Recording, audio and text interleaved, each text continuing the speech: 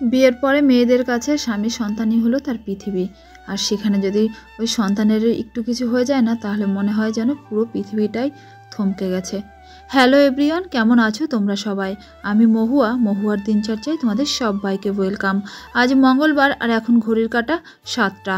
এখান থেকে তোমাদের সঙ্গে নিয়ে শুরু করলাম আমার ছোট্ট একটা ব্লগ। আশা করছি তোমাদের অনেক ভালো লাগবে। চলো তাহলে সঙ্গে থাকো আর দেখতে থাকো।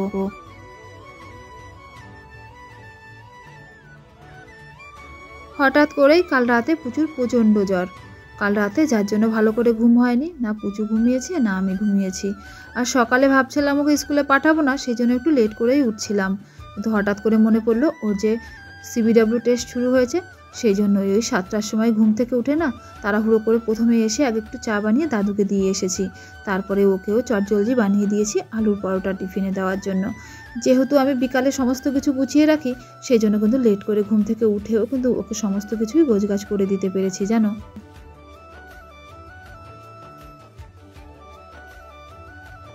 এখন যে ঠান্ডাটা পড়েছে বেশ গায়ে লাগছে, কিন্তু আমার প্রচুর অভ্যাস একদমই সোয়েটার পরতে চায় না, না সোয়েটার পরবে না ফুল প্যান্ট পরবে। যার জন্য এই ঠান্ডাটা লেগে গেছে প্রচণ্ডভাবেই, আর ওই যে জ্বর এসে গেছে। আর এদিকে টেস্টও শুরু হয়েছে, কি করব দেখো। এই অবস্থাতেই ওকে এখন স্কুলে পাঠাতে হবে। টিফিনটা ওদিকে রেডি করে দিয়েছি, আলু পরোটার সাথে একটু টমেটো কেচাপ দিয়েছিলাম। আর ওই যে একটু জল, উষ্ণ গরম জল দিয়েছি, কারণ কাশি হচ্ছে প্রচণ্ড। সেই জন্য ভাবছি একটু একটু করে যদি উষ্ণ গরম জল খায় তাহলে হয়তো কাশিটা একটু কম হবে। তারপরে চলে এলাম পুচুকে রেডি করতে।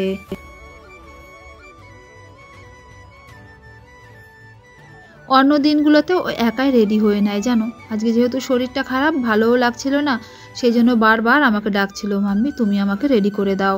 আর ওদিকে ওর টিফিনটাও আমাকে বানাতে হবে, এদিকে রান্নাও বসিয়েছি। একবার রান্নাঘর একবার ওর কাছে, এই করছিলাম। তারপরে দেখো ওকে রেডি করিয়ে দিয়ে টিফিনটা ওর ব্যাগে ভরে দিয়েছি। তারপরে ওর গলার মধ্যে একটু ভিক্স লাগিয়ে দিলাম, কারণ প্রচণ্ড কাশি হচ্ছিল। কারণ কাশি করতে করতে না খালি ওয়াক দিচ্ছিল, এদিকে স্কুলে গিয়ে যদি বমি টমি হয়ে যায় সেই ভয়ও পাচ্ছিলাম, তাই একটু ভিক্স লাগিয়ে দিয়েছি। আর ওর মুখে দিয়ে দিয়েছিলাম এক টুকরো লবঙ্গ।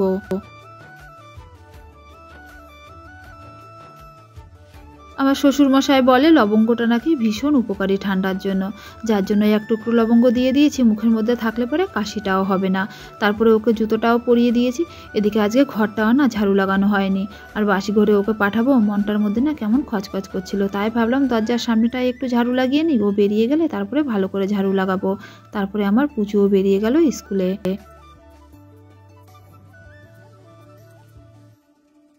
লেট করে ঘুম থেকে উঠলে সব কিছুতে লেট। আর এদিকে তারপরে তাড়াহুড়ো লেগে যায়। এদিকে পুচু বেরিয়ে যাওয়ার পরে রান্নাঘরে এসে চাল মেপে ভাতটা বসিয়ে দিয়েছি, কারণ দাদুও অফিস যাবে। ভাবলাম তাড়াতাড়ি করে ভাতটা হয়ে গেলে ভাতটা খেয়ে নিতে পারবে। আর দেখো এদিকে রান্না বসাতে গেছি, এমন সময় দেখি আমার তেল শেষ। মানে এই কাজগুলো না আমি বিকালেই করে রাখি, কিন্তু কাল বিকালে আর মনে নেই। কি করব, এখন এই তাড়াহুড়ো করেই করতে হচ্ছে। সকালে 2 মিনিটও আমার কাছে প্রায় 20 মিনিটের সমান। সেই জন্য না সকালে এই কাজগুলো আমি কখনোই করি না, বিকালে করে রাখি। কিন্তু ওই যে ভুলে গেছি কালকে, সেই জন্য আর কি।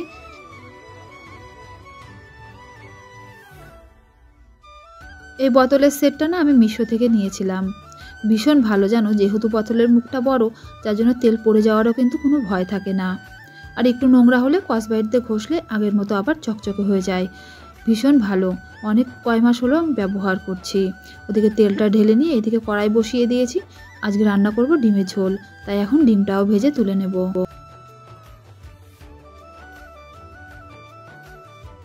যেহেতু বিকালে আমি সমস্ত কাজ গুছিয়ে রাখি, মানে সবজিপাতি কাটা ধোয়া থেকে শুরু করে আটা মাখা সমস্ত কিছু কিন্তু বিকালেই গুছিয়ে রাখি। সেই জন্য না সকালে আমার একটু উঠতে লেট হয়ে গেলেও দাদুকে না খেয়ে অফিস যেতে হয় না, বা টিফিন না নিয়ে অফিস যেতে হয় না। সব কিছুই কিন্তু আমি করে দিতে পারি। এদিক থেকে কিন্তু ভীষণ সুবিধা হয় বিকালে কাজগুলো করে রাখলে।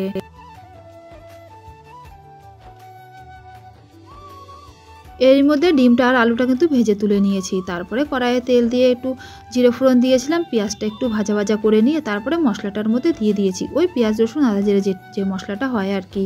এরপরে পরিমাণ মতো লবণ হলুদ দিয়ে মশলাটাকে ভালো করে কষিয়ে নেব।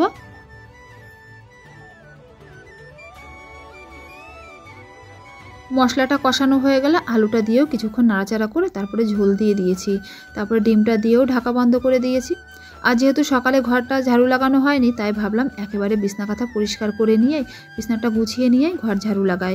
কারণ রোজ কি হয় জানো, আগে ওই যে ঘর ঝাড়ু দিয়ে মুছে নিই, তারপরে আবার বিছনা পরিষ্কার করতে গেলে না বিছনায় হালকা হলেও একটু ধুলো থাকে, কেমন যেন বালি কিচকিচ করে ঘর মেজোটা, আবার আমাকে ঘর ঝাড়ু লাগাতে হয়। সেই জন্য ভাবলাম আজকে একবারেই কাজটা করে ফেলি।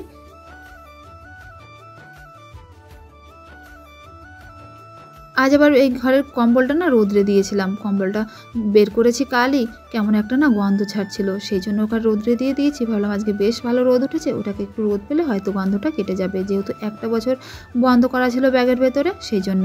ওদিকে বেডরুমটা পরিষ্কার করে নিয়ে এবার ঘরটাও ভালো করে ঝাড়ু লাগিয়ে নেব। আমি একজন সাধারণ গৃহবধূ। আমার কাজকর্মগুলো অতি সাধারণ, যেগুলো তোমাদের সামনে ভিডিও আকারে তুলে ধরি। আশা করছি তোমাদের অনেক ভালো লাগবে। যদি ভালো লাগে তাহলে প্লিজ একটা লাইক কমেন্ট করে সাবস্ক্রাইব করে আমার সাথে থাকতে পারো। আর আমার ভিডিওগুলো তোমাদের কেমন লাগে যদি কমেন্ট আকারে বলো, তাহলে আমার ভীষণ ভালো লাগবে।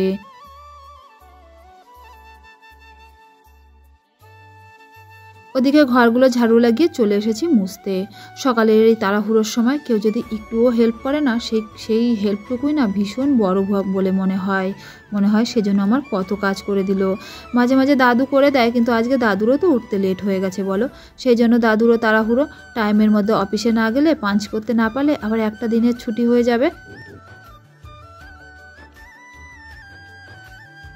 একেতে একা হাতে ঘরদোর পরিষ্কার পরিচ্ছন্ন করতে করতে আমি নাজেহাল। আর ওদিকে আমার গুবলু রান্নাঘরের জিনিসপত্র নিয়েই খেলতে বেশি ভালোবাসে। আলু পেঁয়াজ এইগুলো ঘর খুঁজলে না হলে হয়তো 1-1.5 কিলো আলু পেঁয়াজ খুঁজে পাওয়া যাবে জানো।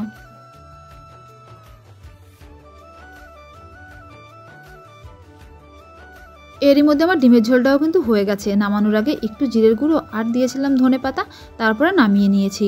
এবার দাদু রুটিটাও করে নেব।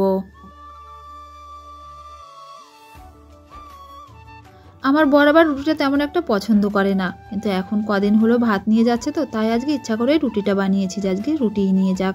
আর সকালে রুটি করলে আমারও না খাওয়ার কোনো টেনশন থাকে না, না হলে সকালে যদি রুটি না করি সকালে কি খাবো খুঁজেই পাই না। আর এখন তো গুবলুকেও রুটি খাওয়াচ্ছি, তাই ভাবলাম তাহলে আজকে রুটিটাই বানিয়ে ফেলি। গুবলুও খেয়ে নেবে, আমিও খেয়ে নেবো, দাদুকেও দিয়ে দেবো, সেই অনুযায়ী কিন্তু আজকে রুটি বানিয়েছি। আর দাদুকে সাথে দিয়েছিলাম আলু আর বিনস দিয়ে একটা শুকনো শুকনো করে তরকারি করেছিলাম, সেটাই। রোজ কিন্তু আমি ওই রান্নার ফাঁকে ফাঁকে বাসনগুলো ধুয়ে ফেলি, আজকে কিন্তু সেটুকু সময় পাইনি জানো। এরপরে দাদু বেরিয়ে গেছে, বেশ অনেকক্ষণ হয়ে গেছে, তারপরে আমি বাসনগুলো ধুয়ে নিয়েছি। তারপরে চান ধান করে গুবলুকে খাইয়ে দিয়ে ঘুম পাড়িয়ে দিয়েছি, আমিও সকালের খাবার দাবার খেয়ে নিয়েছি। সকালে যে ওই যে কম্বলটা রোদ্রে দিয়েছিলাম, ভাবলাম এটাই এখন তুলে গুছিয়ে রাখি।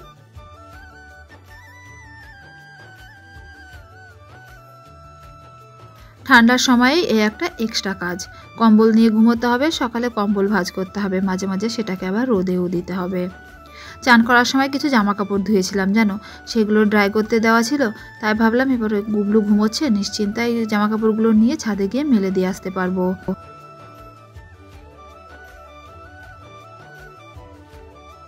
ঘরে 2টো বাচ্চা, তার উপরে এখন ঠান্ডার সময়, সোয়েটার জামা প্যান্ট দিয়ে বেশ কয়েকটা জামা প্যান্ট হয়েই যায় কিন্তু রোজ। জামা কাপড়গুলো দেখো বের করে নিয়েছি, তারপরে মেশিনটা আবার ভালো করে বন্ধ করে রাখলাম। জামা কাপড়গুলো নিয়ে চললাম এবার ছাদে মেলতে। চলো তাহলে ভিডিওটা আজকে এটুকুই থাক, আর বড় করব না। দেখা হচ্ছে নতুন একটা ভিডিওর সাথে। ততদিন তোমরা সুস্থ থেকো, ভালো থেকো, আর আমার পাশে থেকো, কেমন? টাটা।